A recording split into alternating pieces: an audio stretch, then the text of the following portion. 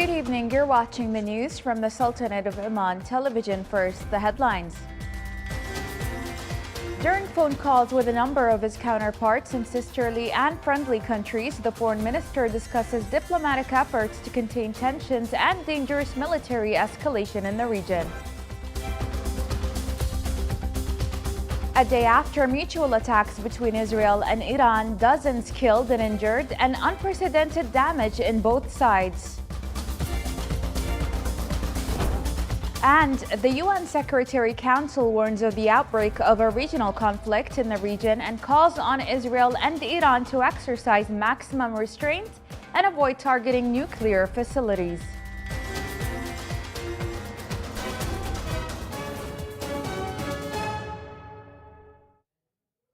Those were the headlines. Now for the news in detail. As part of diplomatic efforts to contain the escalating tensions and dangerous military escalation in the region triggered by Israel's direct attacks on Iranian territory, His Excellency Sayyid Badr bin Hamad al-Busaidi, the foreign minister, held a series of calls with several of his counterparts in sisterly and friendly countries. During these conversations, His Excellency stressed the importance of halting the aggression and deterring the aggressor through peaceful means grounded in international law and justice to prevent further bloodshed and destruction and to avoid more casualties. He emphasized preserving the region's security and stability and safeguarding the ultimate interests of its people. In the latest Iran-Israel escalation, Tehran struck Israeli military sites in Tel Aviv, while Israel responded with airstrikes on Tehran and Isfahan. More to come on the following report.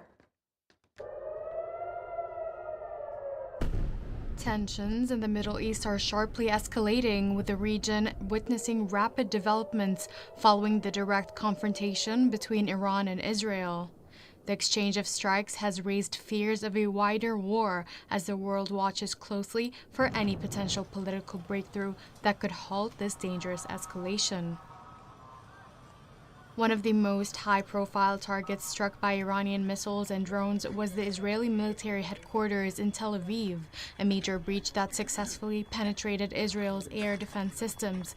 The strikes also hit military centers and air bases, killing 3 people and injuring dozens, while causing widespread and unprecedented damage to several facilities and sites. In retaliation, the Israeli army continues to carry out a wave of airstrikes, this time targeting Mehrabad Airport in Tehran, damaging several fighter jets. Iranian media reported that Israel also struck near the Tabriz refinery in the northwest, in addition to strategic sites in Isfahan, as well as major military air bases in Hamadan and Tabriz. Since the attacks began, 78 people have reportedly been killed, including senior Islamic Revolutionary Guard Corps commanders and nuclear scientists, according to Iranian state television. The International Atomic Energy Agency confirmed that Israeli forces bombed a uranium conversion facility in Isfahan multiple times, adding that no radiation level increases have been detected outside the site so far. During an emergency session, the UN Security Council warned of escalation between Israel and Iran, calling on both sides to exercise maximum restraint and end the conflict, which could lead to dire global consequences. The Council expressed deep concern about the Israeli strikes targeting Iranian nuclear facilities, noting that peaceful negotiations are the only way to ensure an agreement on Iran's nuclear program. For his part, Iranian Foreign Minister Abbas Araghchi, in a phone call with UN Security General Antonio Guterres, called for immediate action against Israel for its warmongering. At least 23 Palestinians were martyred in airstrikes launched by Israeli occupation forces across the Gaza Strip. The Palestinian Ministry of Health stated that the Israeli airstrikes resulted in the death of 15 people as they attempted to approach an aid distribution site, adding that the rest were martyred in separate attacks across the Strip. The Indian Ministry of Civil Aviation announced the formation of a committee to investigate the causes of the Air India plane crash. Investigators found the plane's black box yesterday on the roof of a building near the crash site. The device is expected to reveal information about engine and control settings, while the voice recorder will provide cockpit conversations. The death toll from the plane crash has risen to at least 270, and search and rescue teams continue to comb the crash site for the third consecutive day.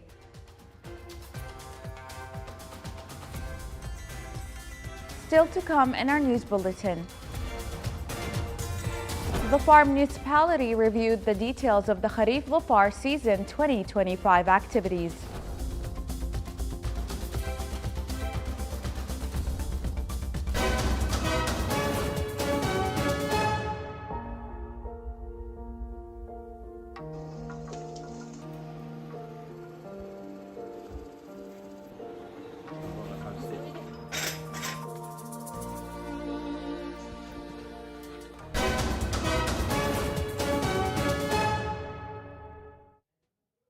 The fifth session of the Omani-Uzbek Joint Committee held in the capital, Tashkent, reviewed ways to enhance bilateral cooperation, particularly in economic, trade, investment, education, culture, transportation, and civil aviation sectors.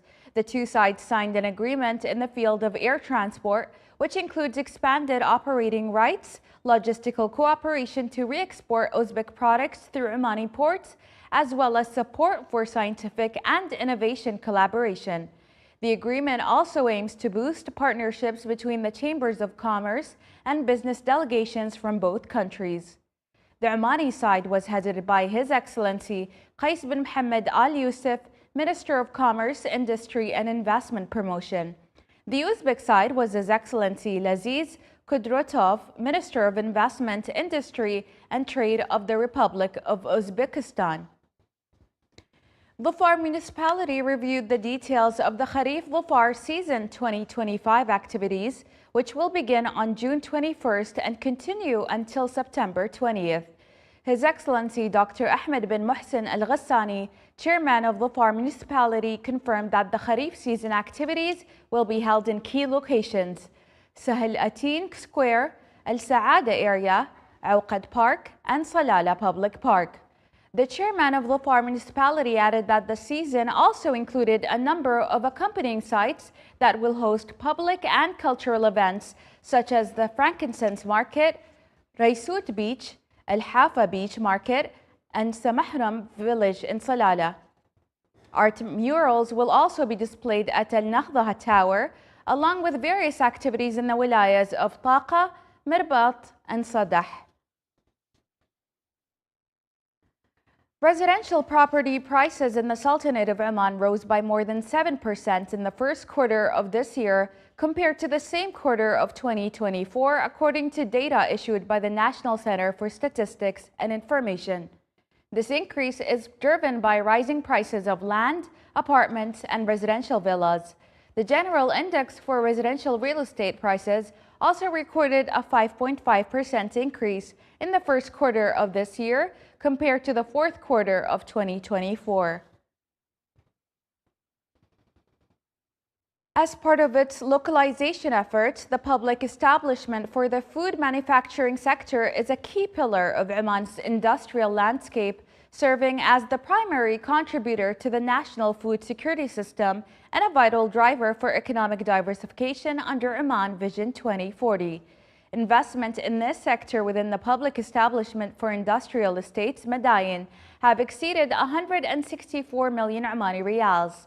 In 2024, 13 new projects were localized in the sector, with investments topping 14 million riyals, ranging from vegetable oil and tuna production to food packaging and logistics.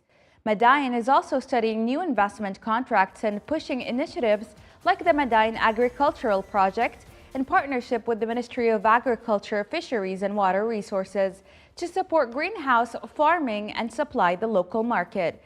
Madayin is also intensifying promotion efforts to attract high-value investments locally and abroad.